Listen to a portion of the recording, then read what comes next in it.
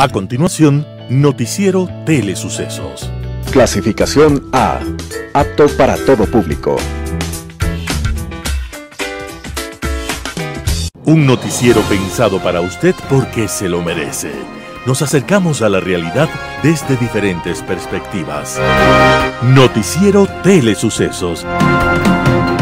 Primera parte del Noticiero Telesucesos, con las noticias más importantes del día. Estimados televidentes, bienvenidos a una emisión más de su Noticiero Telesucesos.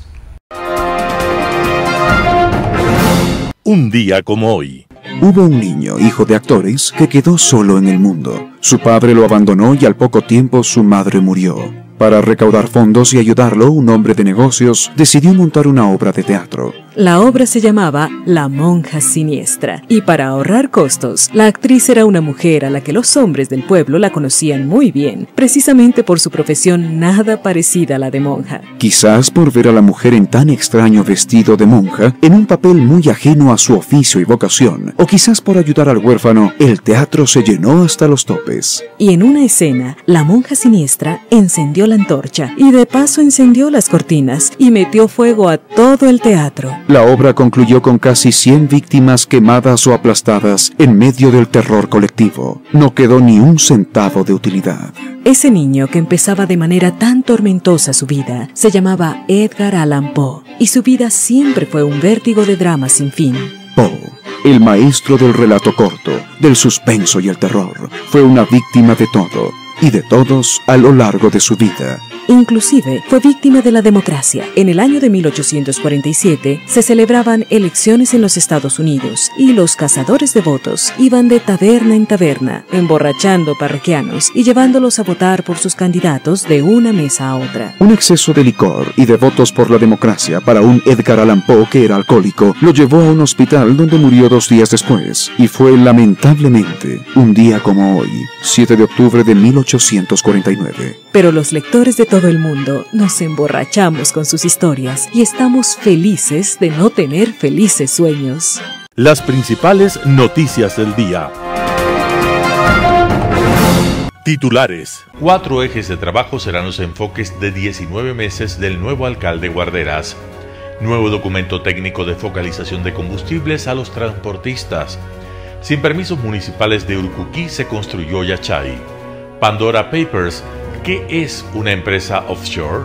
Menos microempresarios pagarán impuesto del 2% en el 2022. 2 versiones sobre una reunión a puerta cerrada entre el gobierno y la CONAIE. En tributación de hoy, agentes de retención de impuestos. En el segmento de opinión, Íñigo Salvador, Procurador General del Estado. ¿La crisis carcelaria tendrá fin? Editoriales de Ramiro Ruiz, La industria de la cultura. Martín Pallares Torres del Tribunal Contencioso Electoral vota al alcalde votado. Mauricio Pozo, seamos precisos y justos. José Hernández Isa, listo para volver a la quema. Noticias del día con Carla Sánchez. 4 ejes de trabajo serán los enfoques de 19 meses del nuevo alcalde Guarderas. Las actividades para los siguientes 19 meses están divididas en 4 ejes. Sin embargo, la reactivación económica, el metro y la seguridad son las principales preocupaciones. La próxima semana, Guarderas lanzará 2 proyectos para volver digitales algunos trámites municipales. Adelantó que se trata de un balcón de servicios para reducir trámites y que se realicen desde casa. Por el metro se programó una reunión con representantes de los bancos multilaterales. No está convencido del modelo de gestión directa del que fue ratificado y esas preocupaciones las pondrá en discusión. Con respecto al centro, Guarderas apunta a empezar con la reactivación este mes. Solo se conoce que tomará acciones frente al trabajo informal. Además, ofrece recuperar a la Mariscal como punto de desarrollo turístico y comercial. Para implementar los cambios, el alcalde no tiene aún un presupuesto definido. Dijo que todo dependerá de cada proceso. Sin embargo, empezará por ejecutar el presupuesto asignado para este año. La administración de Yunda solo ejecutó el 40% hasta agosto. La hoja de ruta se entregó a los concejales antes de la instalación de su primera sesión. Guarderas repartió el documento con la promesa de escuchar a los édiles en la próxima reunión del Consejo. Las posiciones entre quienes estuvieron a favor de la remoción del exalcalde Jorge Yunda y el bloque correísta fueron claras. De un lado, el concejal Omar Ceballos entregó camisetas a todos los édiles con la leyenda "Yo amo a Quito y me pongo la camiseta". Eje social, seguimiento epidemiológico, consistirá en apoyar técnica y logísticamente al gobierno en su plan de inoculación. Habrá un servicio de rehabilitación para los pacientes, plan de seguridad hasta el 2025. Entre las acciones están el de reinstalar una mesa intergubernamental con el Ejecutivo. También habrá una coordinación con la Policía y Fuerzas Armadas para operativos conjuntos. En la educación se fortalecerá el proyecto de enseñanza digital en el contexto de la pandemia mediante un sistema de gestión académica. En cultura se creará una plataforma de información que contendrá la programación de los espacios municipales y fundacionales. Eje económico, plan de reactivación económica. Se incluirá a varios sectores productivos y gremios. Además, se alineará con las políticas del gobierno. Simplificación de trámites. Estará relacionado con la gestión económica, productiva, empresarial y comercial. Se automatizará y empezará con la implementación de mega balcones de servicios en el Bicentenario y en el Centro Histórico. Unidad estratégica de gestión de proyectos público-privados. Habrá una ordenanza cuyo objetivo sea juntar los dos sectores y a la academia. Un registro de emprendimientos. Se busca la promoción y apoyo de nuevos negocios. Para esto se creará una plataforma en línea. Eje gubernabilidad. Mejorará la estructura institucional por procesos, con lo que se busca que el modelo de gestión sea más ágil y con orientación ciudadana. Se transparentarán los procesos de contratación pública y ejecución presupuestaria con la participación y vigilancia de la ciudadanía. También trabajará en un modelo piloto de la administración zonal óptima. Entre las acciones también está el automatizar trámites. El municipio abrirá un canal de comunicación directa para la denuncia de actos de corrupción, consolidar relaciones con la cooperación internacional y la asistencia técnica internacional. Eje territorial, seguimiento a la ejecución del plan de uso de gestión de suelo aprobado recientemente. Se trabajará en la normativa contemplaria que permita aterrizar los planes. Perfeccionar el concurso de rutas y frecuencias, cuya primera fase se arrojó 17 operadoras como ganadoras. Ese concurso fue cuestionado por Quito Honesto y el propio Consejo por inconsistencias legales. Impulsar una ordenanza de delimitación de barrios. Esa será la herramienta para tomar decisiones. Se actualizará la información de vías para definir presupuestos participativos. Se disminuirá la presión en el relleno sanitario con el aprovechamiento de los residuos reciclables. Nuevo documento técnico de focalización de combustibles a los transportistas. El gobierno y representantes del transporte nacional analizaron el estudio que realizó una consultoría independiente que determinó la metodología del subsidio de los combustibles. En su cuenta de Twitter, el presidente Guillermo Lasso informó que hoy se entregó el documento técnico que se ha trabajado de manera consensuada junto a los dirigentes del transporte con propuestas para atender a transportistas y a los usuarios de todas las modalidades. De igual manera, se pronunció en las redes sociales el ministro de Transporte y Obras Públicas, Marcelo Cabrera. El ministro de Transporte y Obras Públicas resaltó que ha quedado claro tanto el tema de focalización como la impesación de cada una de las 8 modalidades de transporte, mismas que tienen distintas particularidades. Quiero destacar la actitud de los transportistas y del sector gubernamental. Este es el resultado de un diálogo de aproximadamente 4 meses en el cual todos hemos contribuido con nuestros puntos de vista, argumentos y hemos llegado a un documento final.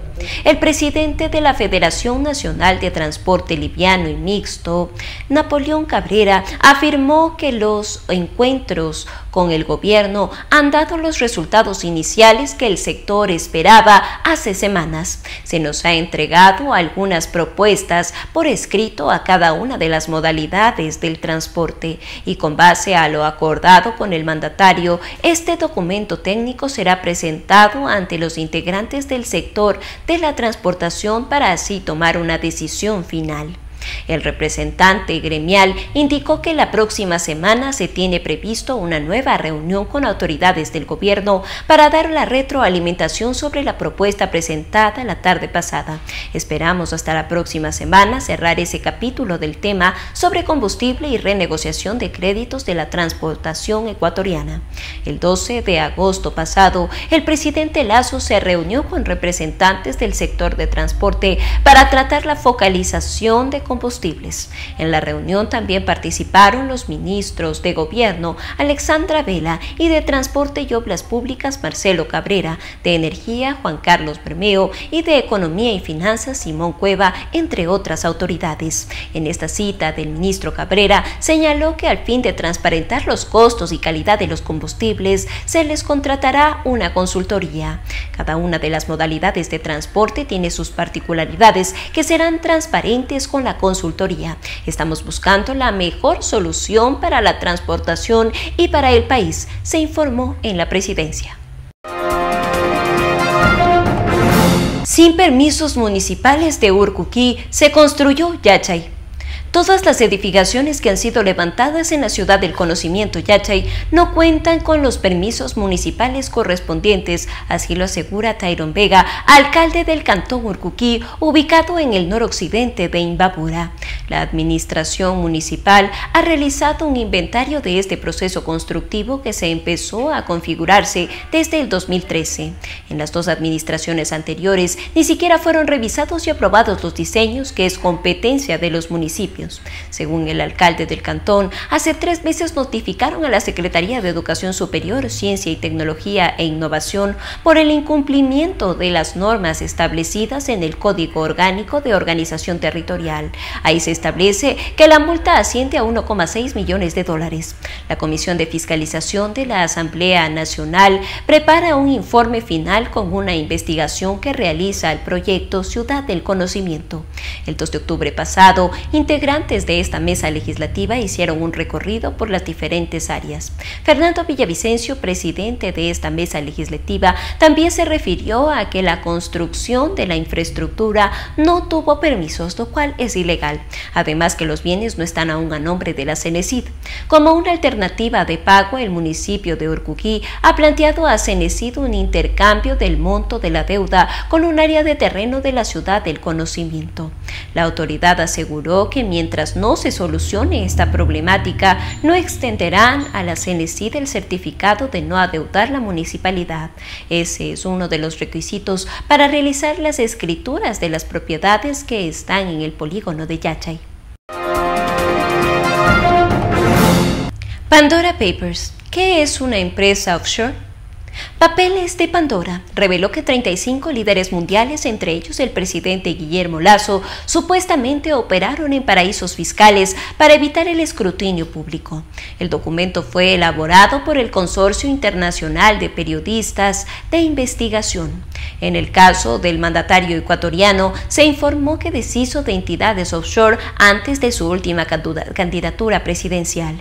De acuerdo con el informe, Lasso mantuvo relación con 14 entidades creadas en Panamá, Estados Unidos y Canadá, de las cuales ya están inactivas 10. Sobre las 4 restantes, el mandatario aseguró no tener propiedad ni beneficio alguno.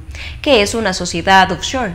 Es una firma que está ubicada en el extranjero y no están reguladas en el país de origen. Para cualquier país, una sociedad offshore no es más que aquella constituida en una jurisdicción fuera del territorio ecuatoriano, es decir, la que tiene su sede social en su país extranjero. Se utilizan para una variedad de propósitos comerciales y privados, algunos legítimos y económicamente beneficiosos, mientras que otros pueden ser dañinos o incluso criminales. Funciona como toda y cualquier otra compañía, sujeta a la legislación del país en el cual se ha constituido. Quedan sometidas a legislación ecuatoriana respecto de las actividades que ejecutan en el territorio ecuatoriano. Generalmente son asesores extranjeros quienes ofrecen esta escritura societaria a empresarios para proteger sus patrimonios de la inestabilidad política y financiera que suele ocurrir en países latinoamericanos, lo cual no es delito. Acceden a inversiones a través de sociedades de paraísos fiscales, compañías o personas que desean mantener fideicomiso y confidencialidad respecto a las inversiones o que buscan beneficiarse de un tratamiento fiscal beneficioso. Menos microempresarios pagarán impuestos del 2% en el 2022. El Catastro de Servicio de Rentas Internas SRI registra 30% menos de contribuyentes en este régimen. El listado pasó de 1 millón en 2021 a 780.716 microempresarios.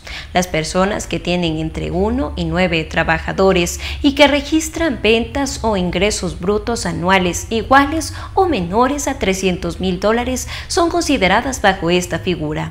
El sector microempresarial paga el 2% del impuesto a la renta IR sobre los ingresos, sea que se hayan tenido ganancias o pérdidas durante el año. Según el SRI, de enero a agosto se ha recaudado $59,7 millones por ese tributo, lo cual ha sido cuestionado por los contribuyentes por su forma de aplicación que agrava a las ventas y no a las utilidades. El presidente Guillermo Lasso propuso en su ley Creando Oportunidades la sustitución de este impuesto por un régimen simplificado para emprendedores o negocios populares, en el cual se pague impuestos de forma progresiva según el volumen de ventas. Sin embargo, el proyecto fue devuelto la semana pasada por el Consejo de Administración Legislativa. Dos versiones sobre una reunión a puerta cerrada entre el gobierno y la CONAIE. El gobierno de Ecuador y el movimiento indígena sobre su primera reunión oficial difieren. El desencuentro fue tan notorio que causó confusión y las autoridades de ambos bandos decidieron salir a aclarar lo sucedido. Mientras el presidente de la CONAIE, Leonidas Issa, dice que no se llegó a nada realmente, la ministra de Gobierno, Alexandra Vela, afirma que alcanzaron acuerdos en 11 temas. La ministra Vela contó que la decisión conjunta fue que se activen las mesas técnicas para discutir los temas en los que no hubo consensos. El congelamiento de los precios de los combustibles, los problemas de la extracción minera, la moratoria de los créditos por 1 año, el pago de las deudas a los gobiernos autónomos descentralizados y al IES. Según Issa, la dirigencia indígena mostró con datos el por qué es importante congelar los precios de los combustibles, por lo que se quejó del comentario del primer mandatario de que no hubo argumentos sólidos para la petición. Ante la explicativa sobre una nueva manifestación como la de octubre de 2019, aclaró que el derecho a la resistencia podría ser a través de una movilización nacional o de recursos legales y constitucionales. Tributación de hoy con Cristina Trujillo. Soy Cristina Trujillo de su programa Tributación de hoy en su noticiero de Telesucesos. Vamos a hablar sobre la designación de agentes de retención. Es importante que sepamos que dentro de las obligaciones que trae nuestro marco legal tributario se encuentra una responsabilidad importantísima que son los agentes de retención. Los agentes de retención de impuestos son aquellos contribuyentes, esos sujetos pasivos designados hoy por la autoridad de control, el Servicio de Rentas Internas, basados en una reforma tributaria muy importante dada con la Ley Orgánica de Simplicidad y Progresividad Tributaria que modificó a nuestra ley y a nuestro reglamento fiscal. La designación de agentes de retención es tan importante ya que son aquellos que van a anticiparle al Estado ecuatoriano los fondos de los diferentes impuestos, tanto de renta como tenemos el caso también del impuesto al valor agregado. Actualmente esta designación está dada por esta reforma fiscal por la Autoridad de Control Tributario, el Servicio de Rentas Internas, y también son agentes de retención los que ya fueron designados como contribuyentes especiales. Anteriormente, el ser agentes de retención, por ejemplo, en el caso del impuesto a la renta, solo se tenía que cumplir el requerimiento de que usted lleve contabilidad. Hoy día no. Hoy día se establece que quienes sean designados por el Servicio de Rentas Internas como agentes de retención de impuestos, tanto en renta como en el IVA, tienen que cumplir un perfil analizado en un lapso de 2 años, dice el reglamento fiscal, en donde usted demuestre cierto comportamiento positivo para el Estado ecuatoriano para que usted sea designado como agente de retención. El que no se encuentre en actividad morosa, el que no haya operado con empresas fantasmas y inexistentes, el que tenga una tasa impositiva acorde a la de su sector, es decir, algunos requisitos interesantes e importantes que la Autoridad de Control Tributario mirará para las actualizaciones en la respectiva resolución de asignación de agentes de retención. Cuando hablamos de retenciones en la fuente de impuesto a la renta o del IVA, estamos hablando de retener fondos públicos, y de ahí nace la importancia de que estos fondos públicos que usted está reteniendo sean recaudados y enviados al Estado en la manera adecuada y en el plazo adecuado.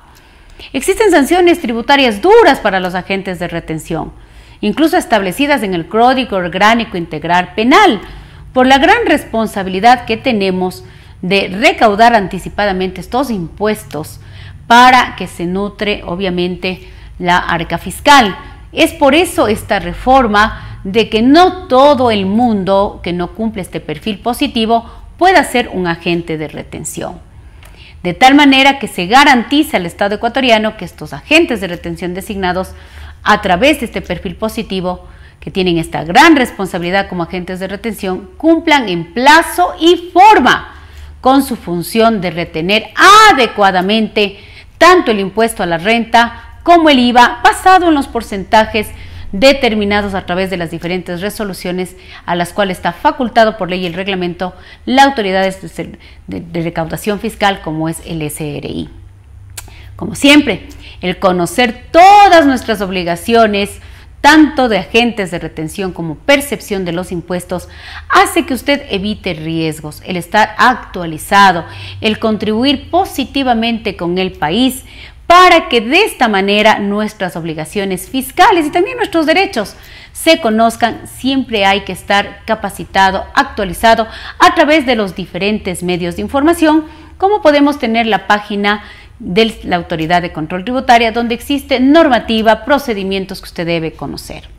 De mi parte, como siempre, es un privilegio y un orgullo participar en su noticiero de Telesucesos. Soy Cristina Trujillo, de su programa Tributación de Hoy. Un panorama de noticias para su estatura intelectual.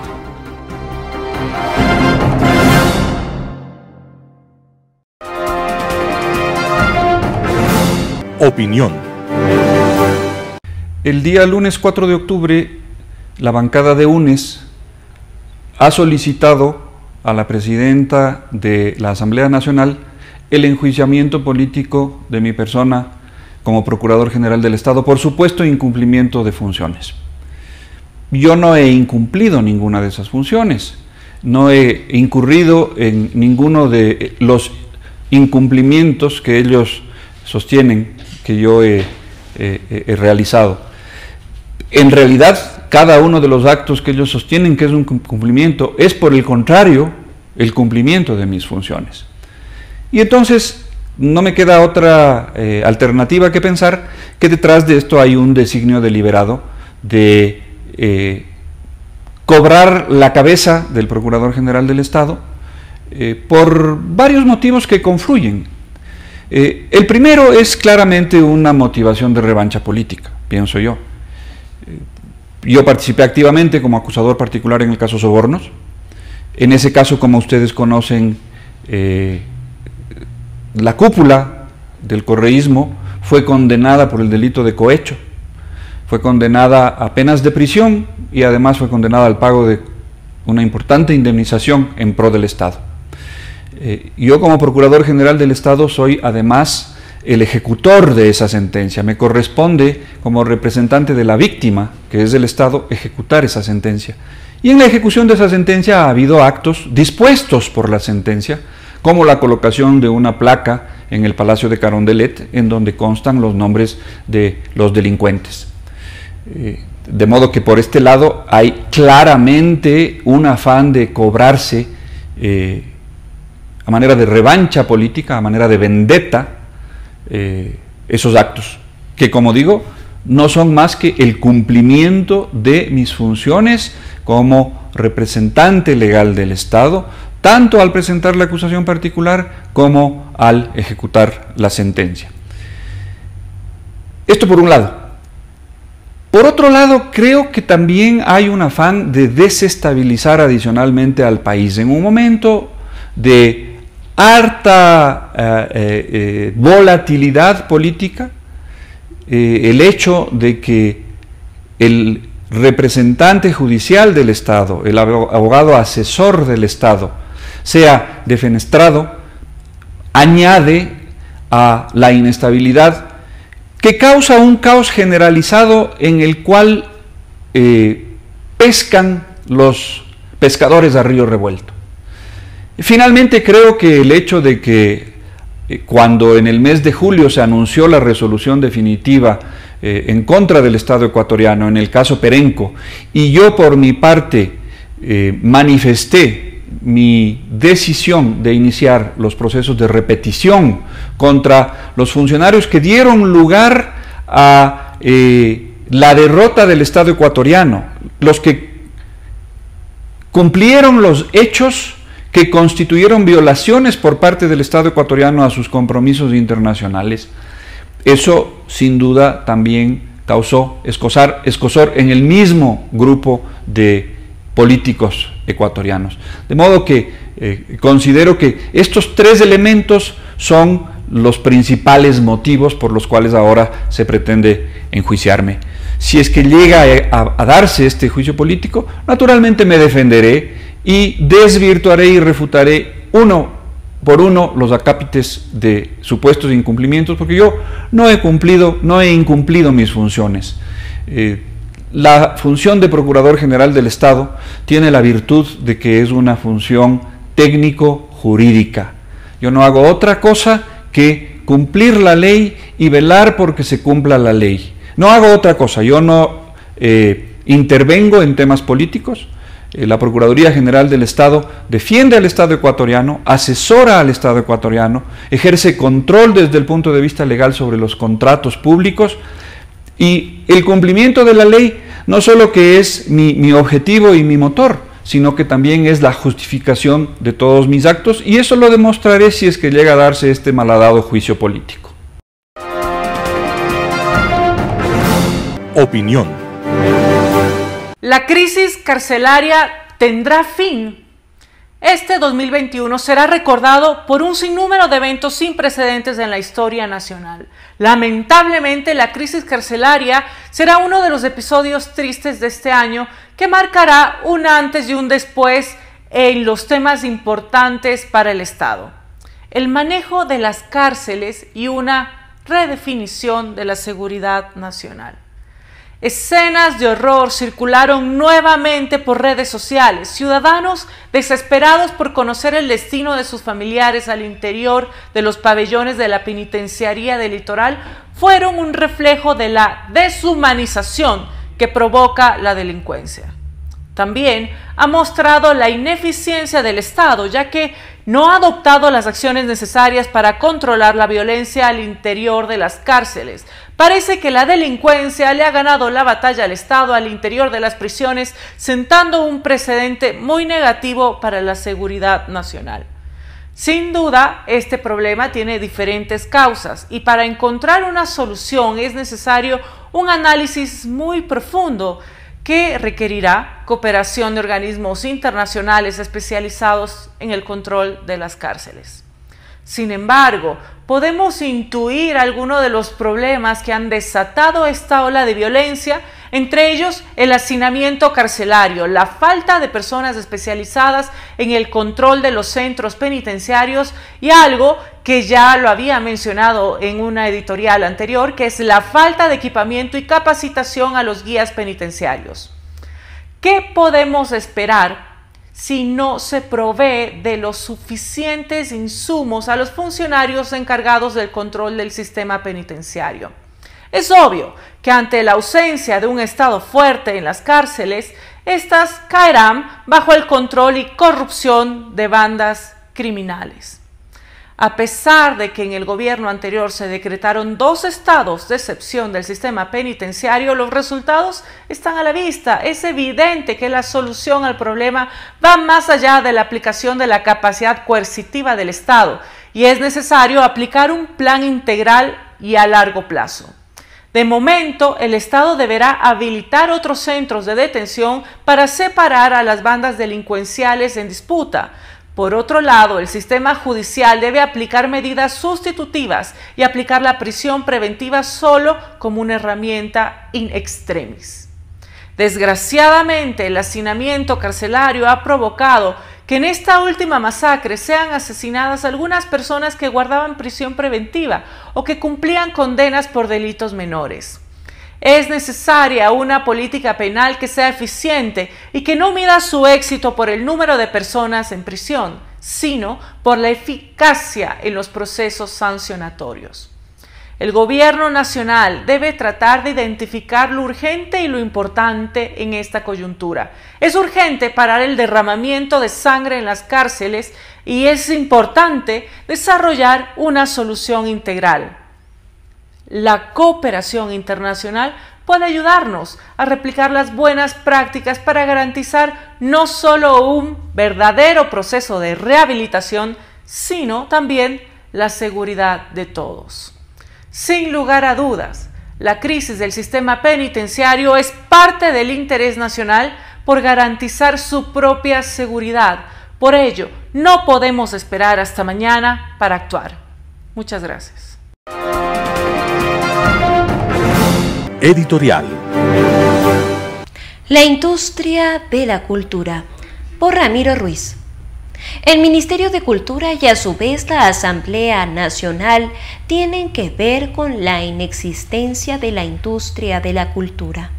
Los funcionarios de las 2 instituciones debieran conocer el inventario de músicos, escritores, artistas del arte visual, gastronomía, turismo cultural, fiestas y tradiciones. El otro semblante del pretexto industrial de la cultura son aquellas leyes que no encajan con las necesidades de la población ecuatoriana. Se quedan fuera en el espacio sideral para que se evaporen. ¿Algún lector ha leído algo que se relacione con la producción cultural del país? No. ¿Algún televidente o radioescucha ha oído una noticia alentadora acerca de la producción cultural? Rotundo no. País volcánico con autoridades de ensueño. También vivimos en un país pobre que lee perfectamente la realidad, la pobreza y la decepción y olvido de la lectura de libros, periódicos, revistas. También se leen películas, la pintura y la escultura, así como se comprende y se siente la música. En Ecuador nos han metido con la falsa percepción que pertenecemos al gremio de gente que no piensa. En el país es peligroso leer y pensar porque no tenemos la facilidad y además duele la cabeza y se siente mareos. Comienzo por el principio. ¿Qué es la industria de la cultura?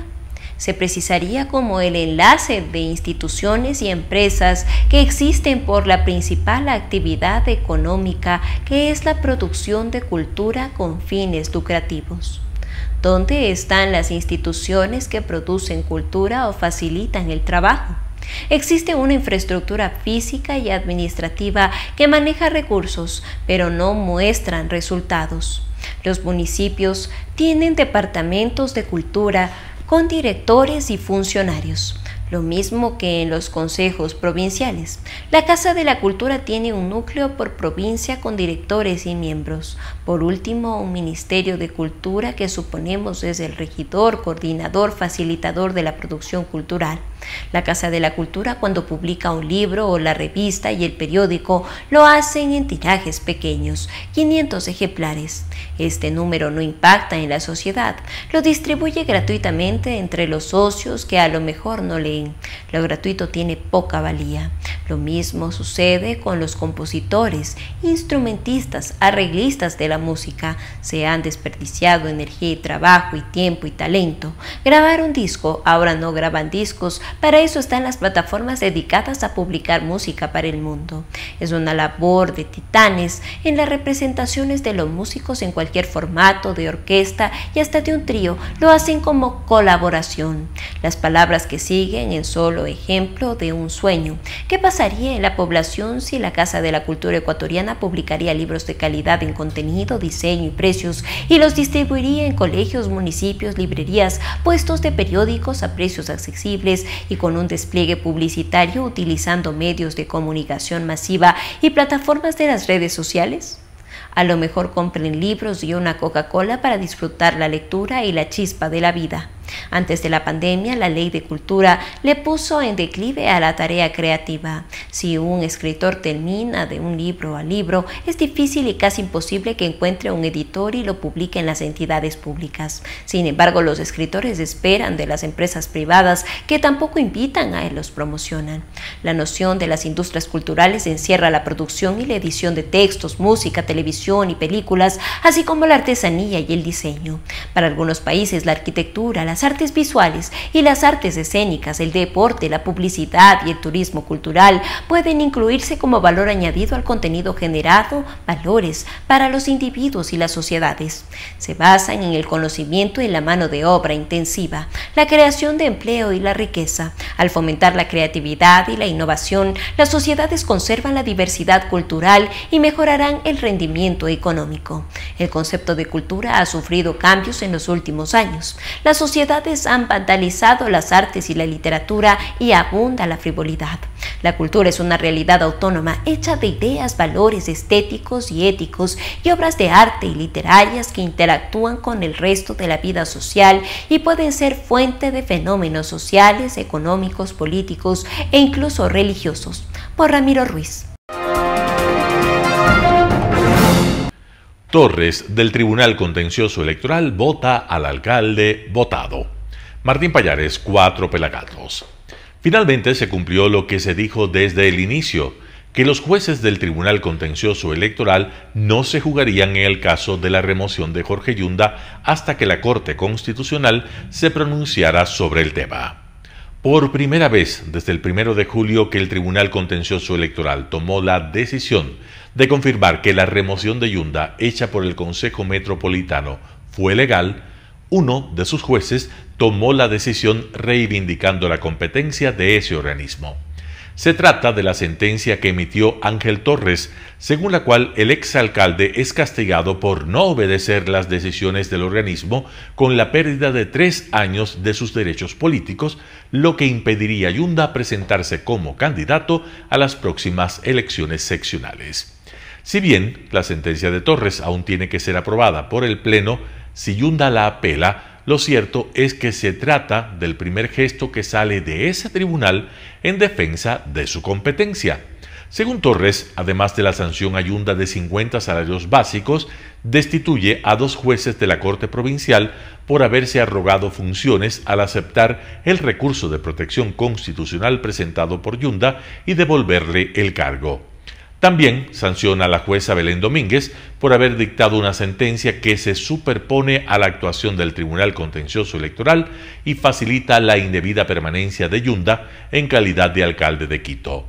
Domínguez además deberá pagar 25 salarios mínimos y fue destituida por el Consejo de la Judicatura por el sorteo irregular. La Corte Constitucional pidió en su reciente sentencia que sea investigada por el caso.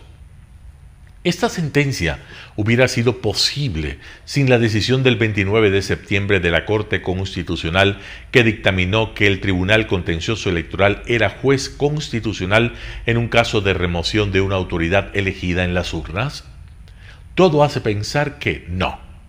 Desde que Yunda intentó sortear la competencia del contencioso electoral, ese organismo no hizo el más mínimo gesto por defender sus atribuciones que, según la Corte Constitucional, están establecidas en la Constitución y no pueden ser disputadas. ni siquiera publicó un comunicado defendiendo sus atribuciones y obligaciones establecidas en la Constitución. No solo eso, como lo advirtieron varias veces abogados y algunos medios como Cuatro Pelagatos, el contencioso electoral dilató el caso evidentemente esperando la resolución de la Corte Constitucional. Según los 9 jueces de la Constitucional, el artículo 221 de la Constitución establece claramente que el contencioso electoral constituye el órgano jurisdiccional especializado por la Constitución para conocer y resolver recursos en materia electoral y litigios de las organizaciones políticas. La Corte Constitucional sostuvo además que el sorteo del recurso de protección de Yunda estuvo viciado y que aquello no podía haber sido ignorado porque había sido denunciado formalmente por la jueza Domínguez en primera instancia y la Corte Provincial en segunda. Según los jueces constitucionales, las irregularidades manifiestas y comprobadas en el sorteo fueron una fuente de afectación de los derechos constitucionales de quienes tomaron la decisión de remover al alcalde. Fuentes judiciales cercanas al caso dijeron a Cuatro Pelagatos que es evidente que luego de la decisión de la Corte Constitucional, los jueces del contencioso se sienten blindados, ya que siempre hubo, desde la defensa de Yunda, la amenaza totalmente descabellada de que quienes participaron en la remoción de Yunda serán castigados por la Corte Interamericana de Justicia con el mecanismo de la repetición, es decir, que tendrían que pagar una compensación económica al afectado. El abogado Andrés Castillo había dicho hace 2 semanas que la dilación del presidente del Tribunal Contencioso Electoral, Arturo Cabrera, frente a otra demanda a Yunda por desacato en la que él participó, es la amenaza de la defensa de Yunda de recurrir a tribunales internacionales. Por ahora, el contencioso electoral tiene 2 sentencias relacionadas al caso que deberá resolver. Una de Cabrera, que rechazó la demanda en contra de Yunda presentada por Jessica Jaramillo y Andrés Castillo, que le dio la razón al exalcalde, y esta, la de Torres. Habrá que ver si el blindaje de la Corte Constitucional incide en su decisión final. Martín Pallares, Cuatro Pelagatos. Seamos precisos y justos, por Mauricio Pozo de Forbes. Se repite con bastante insistencia que el manejo económico del país durante los últimos 14 años fue desastroso y que es ahora recién cuando se tiene una administración adecuada con un horizonte más optimista.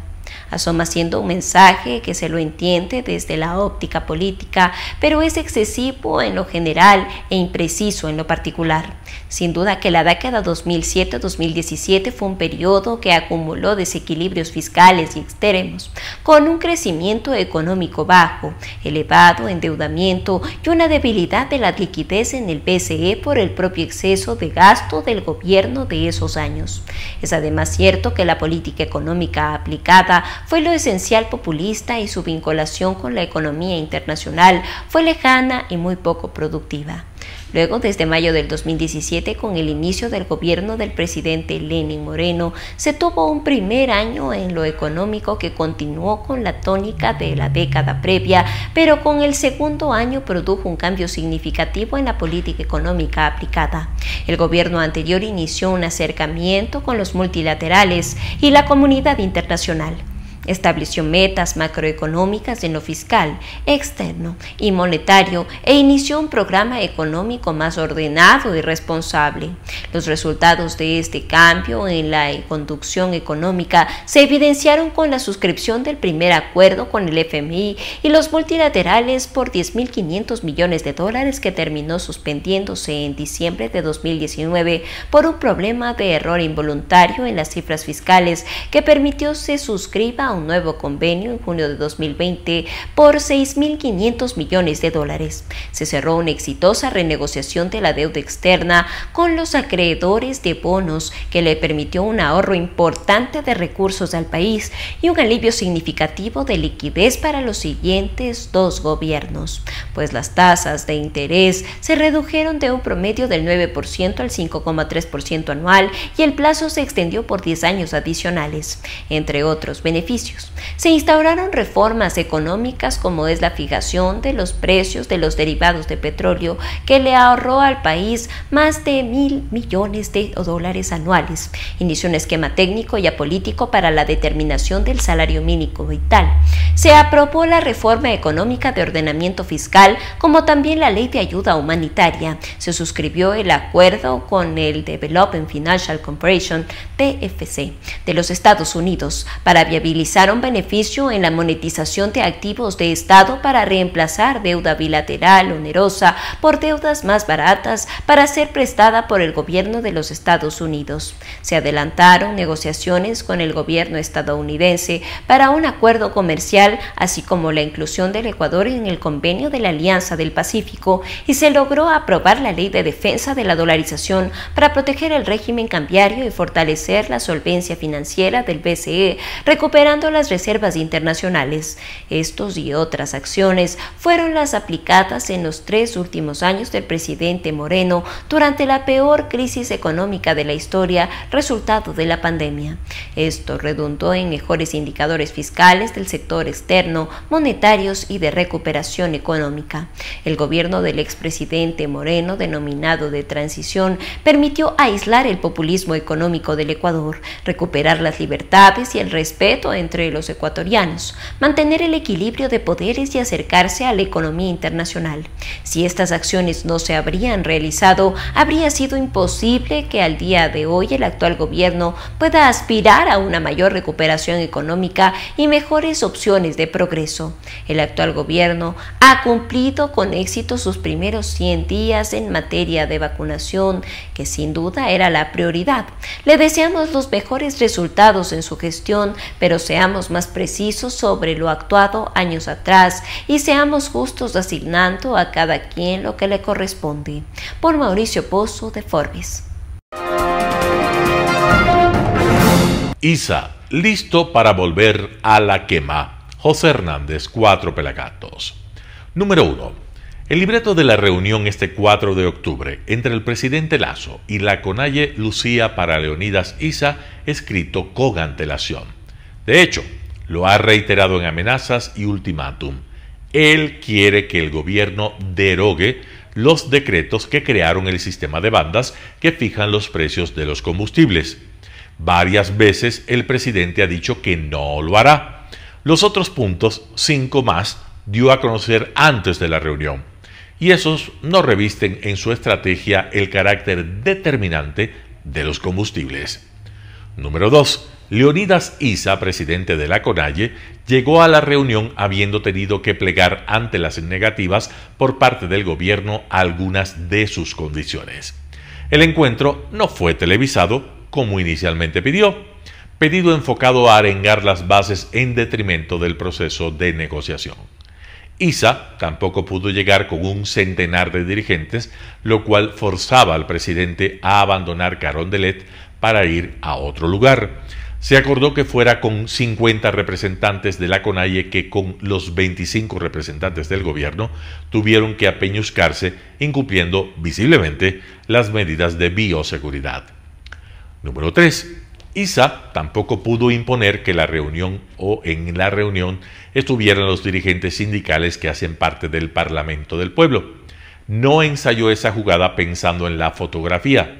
Buscaba crear la ficción de un frente social representativo del pueblo para poner al Ejecutivo contra la pared. De esa forma, se hubiera erigido en interlocutor único del Ejecutivo y hubiera creado una dicotomía de poder, poniendo la legitimidad y la representación popular de su lado.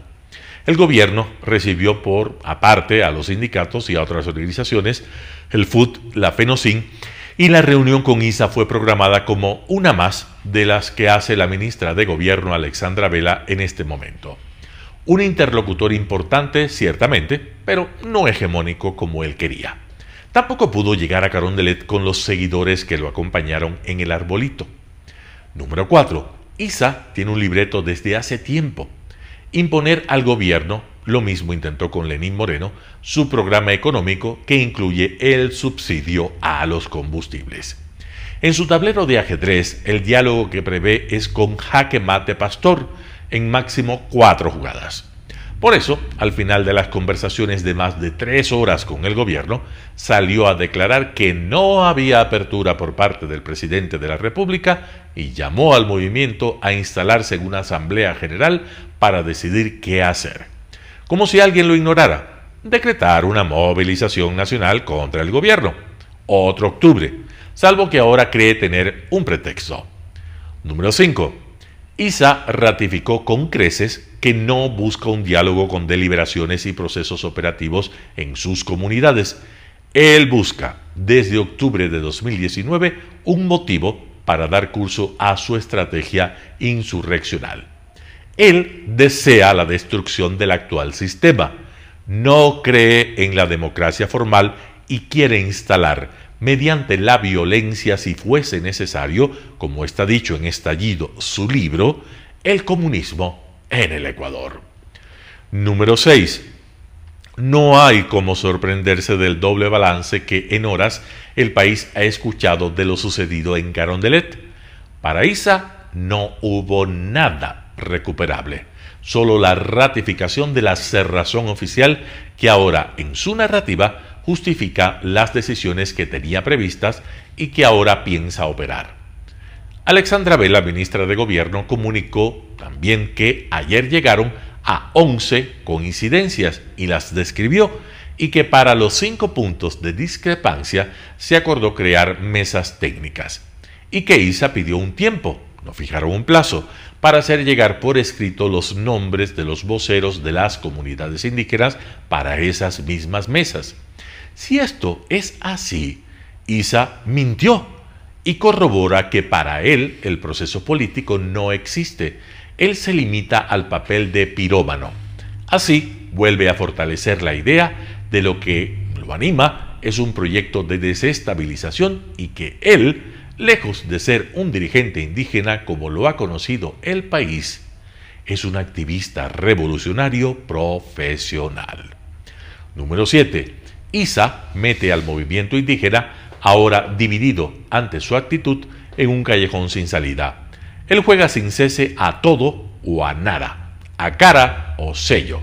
No importa que se ferie un proceso de negociación que tiene coincidencias sobre temas estructurales vitales para las comunidades indígenas y para el país. ISA tiene un libreto y buscaba desesperadamente un pretexto para volver a instalar la violencia en la calle. Y ahora lo tiene. No importa si para esgrimirlo tiene que torcer el cuello a los hechos de los cuales fueron testigos sus propios seguidores. José Hernández, 4 Pelagatos. Y así finalizamos una emisión más de su noticiero Telesucesos. Manténgase en la sintonía de nuestra programación y no olvide seguirnos por nuestras redes sociales. Nos encuentran en Facebook como Telesucesos Quito, en Instagram como @telesucesos_, en Twitter como @telesucesos29, en YouTube como Telesucesos HD y también por nuestra página web www.telesucesos.net. Hasta la próxima. Lo mejor de la mañana informando para usted. Noticiero Telesucesos.